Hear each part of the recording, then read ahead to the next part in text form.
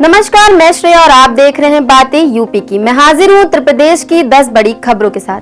Basic शिक्षा विभाग ने प्राइमरी स्कूलों में बच्चों को निपुण बनाने के अभियान के तहत सेंट्रल स्क्वायर फाउंडेशन को जांच की जिम्मेदारी सौंपी है। विभाग का मानना है कि इससे शिक्षकों पर दबाव बढ़ेगा और शिक्षा की गुणवत्ता में सुधार होगा। फाउंडेशन स्कूलों में निपुण भारत मिशन के दिशा निर्देशों का पालन और शिक्षण सामग्री के सही उपयोग की जाँच करेगा। हालांकि शिक्षक संघों ने इस कदम का विरोध किया है। इसे एनजीओ का अनधिकृत हस्तक्षेप मानते हुए कहा कि विभाग के पास पहले से ही सक्षम टीम मौजूद है। रिपोर्ट नवंबर में निर्देशक को सौंपी जाएगी। उत्तर प्रदेश में मंकी पॉक्स के नए स्वरूप को लेकर अलर्ट जारी किया गया है। विश्व स्वास्थ्य संगठन द्वारा अंतर्राष्ट्रीय स्वास्थ्य आपातकाल की पुनः घोषणा के बाद केंद्रीय स्वास्थ्य सचिव ने सभी राज्यों के मुख्य सचिवों को अतिरिक्त सतर्कता बरतने की एडवाइजरी भेजी है। सभी जिलों को संदिग्ध मरीजों की पहचान और आइसोलेशन की व्यवस्थाओं को सुनिश्चित करने के निर्देश दिए हैं। प्रभावित देशों से आने वाले यात्रियों पर विशेष निगरानी रखी जाएगी। स्वास्थ्य कर्मियों को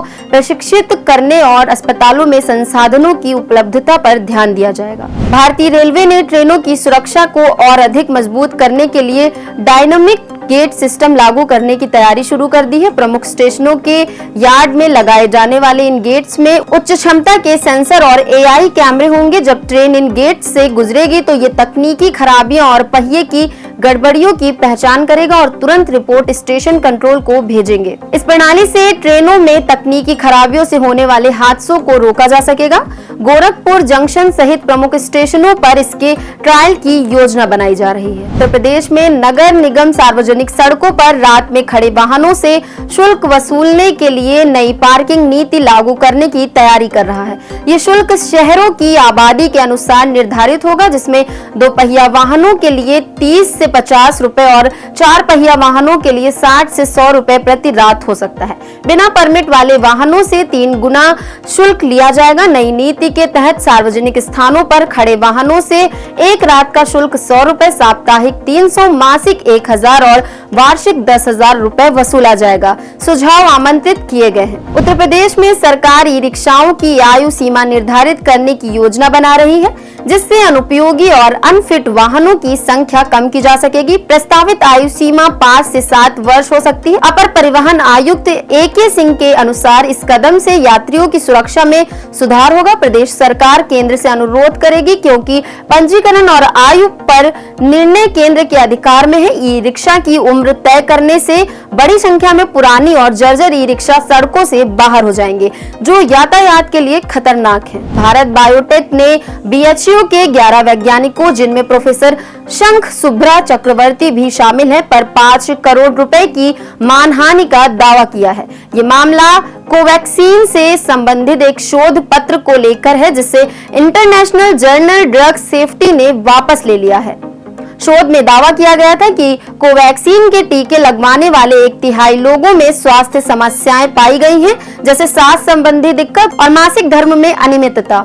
इस शोध ने राजनीतिक हलचल पैदा की थी, जिसके बाद ICMR ने इसे बैन करने की मांग की। उत्तर प्रदेश में PM सूर्य घर योजना के तहत सौर ऊर्जा के क्षेत्र में लखनऊ ने सबसे बेहतर प्रदर्शन किया है। 7 महीने में लखनऊ में 11,435 सोलर रूफ टॉप पैनल लगाए गए हैं, जबकि वाराणसी में 4,088, कानपुर नगर में 1,909, आगरा में 1,364 और प्रयागराज में 1,349 पैनल लगे हैं। इस योजना का लक्ष्य प्रदेश में 25 लाख घरों पर सोलर पैनल स्थापित करना है। मुख्य सचिव मनोज कुमार सिंह ने अधिकारियों को कार्य में तेजी लाने के निर्देश दिए हैं। उत्तर प्रदेश के 30 जिलों में भारी बारिश के लिए ऑरेंज अलर्ट जारी किया गया। मौसम विभाग के अनुसार शनिवार 28 सितंबर को पूर्वी और पश्चिमी यूपी के कई इलाकों में बारिश और गरज के साथ बौछारें पड़ सकती हैं। तेज हवाओं के साथ बिजली गिरने की चेतावनी भी दी गई है। प्रभावित जिलों में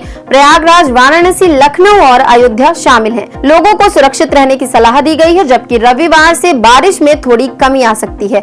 अगले 5 दिनों में तापमान में 2 से 4 डिग्री सेल्सियस की गिरावट भी देखने को मिलेगी। रेलवे ने हाल ही में हुई घटनाओं के बाद ऑपरेशन संवाद की शुरुआत की है, जिसका उद्देश्य रेलवे ट्रैक के पास रहने वाले लोगों को जागरूक करना है। इस अभियान के तहत रेलवे कर्मचारी और पुलिस गांवों में जाकर लोगों से संवाद करेंगे और उन्हें संदिग्ध गतिविधियों की सूचना देने के लिए प्रेरित करेंगे। लखनऊ मंडल के DRM SM शर्मा ने बताया कि ट्रैक की निगरानी बढ़ाई गई है और CCTV कैमरों का भी उपयोग किया जा रहा है। ये कदम यात्रियों की सुरक्षा सुनिश्चित करने और ट्रेनों को डिरेल करने की साजिशों पर रोक लगाने के लिए उठाया गया है। और उन्नाव में गंगा एक्सप्रेस वे के किनारे बहुराष्ट्रीय कंपनी कैन पैक एक बड़ा कैन निर्माण संयंत्र स्थापित करेगी। इस परियोजना में 1300 करोड़ रुपए का निवेश किया जाएगा। कैन पैक जो खाद्य एवं पेय पदार्थों के लिए एल्यूमीनियम, स्टील और कांच की बोतलें बनाती है, यूपी में अपनी